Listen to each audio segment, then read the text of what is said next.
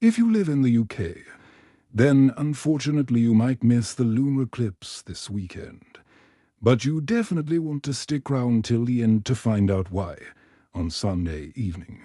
The full moon will turn a deep red as it passes through Earth's shadow, and yes, it will take on that deep red hue. But while the full eclipse starts at 1830 and lasts until 1952, you in the UK will only be able to see it when the moon rises, and that depends on where you are. The easternmost parts get the longest view. So, for example, in Norwich, the moon rises at 1925. But over in Western Wales and Cornwall, you only get a minute or two. Northern Ireland and Western Scotland won't see totality this time, but may still catch some of the Earth's shadow across the moon. So when is the lunar eclipse? Well, while most of the Americas won't be able to see it, observers in easternmost parts of Africa, in the middle eastmost of Asia, and Western Australia should be able to witness the entire event. From start to finish, Drive Edward Bloomer is an astronomer at the Royal Observatory Greenwich. And he said, in the UK, we won't get to see perhaps the most dramatic reddening that you get with lunar eclipses. And most people will have to wait another 10 to 20 minutes after moonrise for it to clear the horizon. But it's worth watching because you get to see the mechanics of the solar system at play. This is not a special effect. There's nothing else it could be. This must be what's happening in real life in front of you. The last total lunar eclipse visible from the UK occurred in 2022.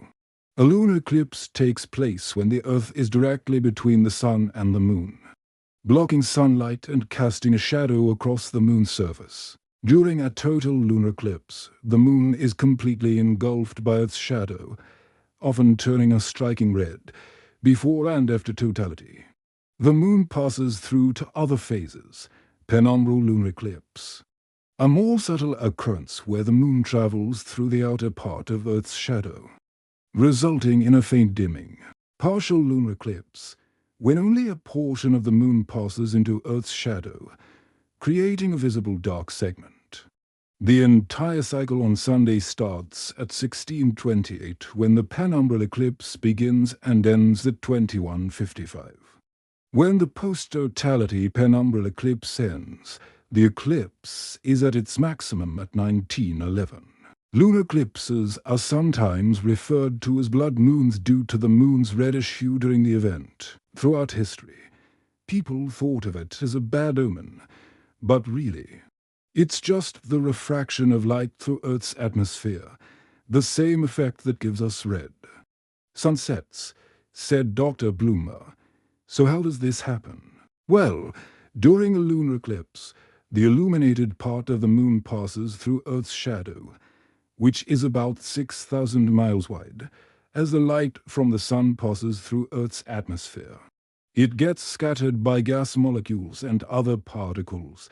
This scattering effect is more significant for shorter wavelengths of light, like blue and violet. As a result, longer wavelengths like red and orange dominate the light that reaches our eyes. This is the same process that gives the sky its blue color and causes the beautiful red and orange hues during sunsets. So, want to see the eclipse?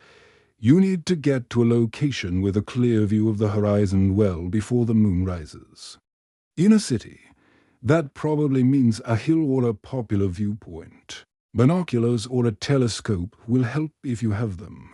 Unlike with solar eclipses, which can be dangerous to view directly, lunar eclipses won't damage your eyes as the moon's reflected light isn't bright enough. The next lunar eclipse visible in the UK will be on the 28th of August 2026, so mark your calendars for another chance to witness this celestial event. Will the skies be clear enough to see it? Well, if you have been anxiously checking the forecast over the last few days in the hope of a glimpse, you may have noticed that it has improved significantly. For a while, it looked as if the eclipse would be veiled by cloud and rain across the UK, But now it's likely that many of us will have clear skies in time for the eclipse. There could still be some showers, however, and uncertainty remains, so keep an eye on the forecast. Sunday will bring a mostly cloudy day without breaks of rain in the southwest. But as high pressure pulls eastwards, weather fronts will move in from the Atlantic, bringing cloud and showery rain. However, these fronts will fragment and most of the showers will be in the northwest. Away from western coasts, the rain will likely fall in mostly light to moderate intensities and will be accompanied by fresh to strong winds.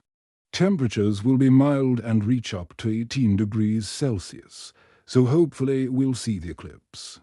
And hopefully I'll see you next week.